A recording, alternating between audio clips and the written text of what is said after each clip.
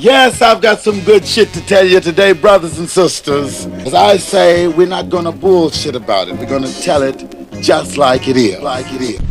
Yo, so where does this pretentious type of attitude that a lot of educated, well-to-do blacks have come from?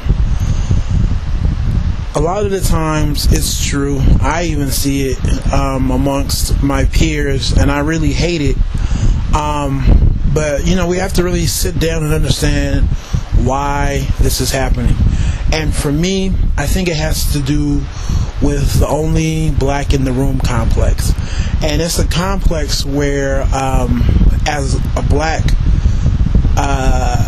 they pretty much develop a high liking or affinity for being the only black person in a room, right? Whether it's at some workshop or at their job or at some symposium, they like being that superstar, right? I have no other words to use, but they know they're the only one there, and the spotlight is kind of on them, right? The same spotlight that kind of makes people shy away from it, where they're kind of opposite.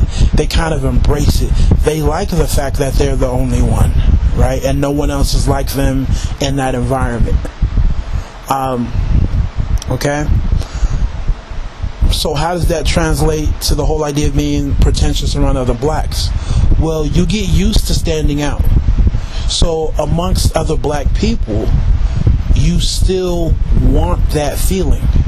You still want to be the standout Negro, even amongst other black people.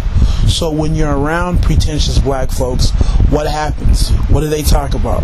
Your level of degree, your position, how much money you make, what you drive, what your parents do, where you live, right? So it's pretty much, a battle in terms of what I have that you don't have. So the whole idea of interacting isn't to build and, create a large circle of like-minded people. It's more so to interact, to separate and form a hierarchy and see who doesn't fit and who doesn't belong. Because the less and less people, right, in the group will still allow me to have that superstar type mentality where I know no one around me is doing what I'm doing. So that's where it stems from. And, and it's a problem that a lot of people don't have. I struggled with it a while ago. I'll have to admit it. Because I was around it so much, like I started to get used to it. Right? I started to like that burden. I liked walking into a workshop and I already knew I'd be the only, black male there. It was an ego booster. I'm not going to lie to you. Right? Who wouldn't want to be a celebrity for a day? And that's kind of like the feeling that you get sometimes. But after a while, it is so detrimental because you separate yourself, right? You're never a part of that, white grouping that you enjoy the spotlight from. But then at the same time, you isolate yourself from your peers and your support group, right? So you often find yourself alone and by yourself, right? And that's the danger of what's going on.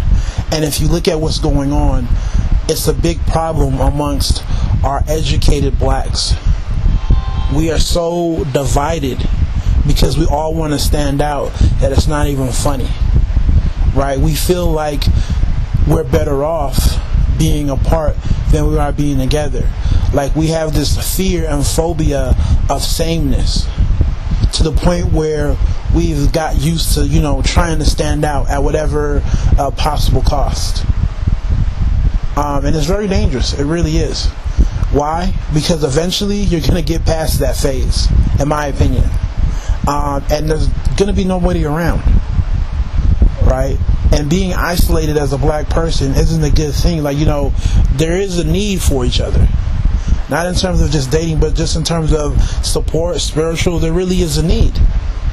And that's why I think, we should really take a look at this subject matter. So I'm hoping that you guys share your feelings and your input.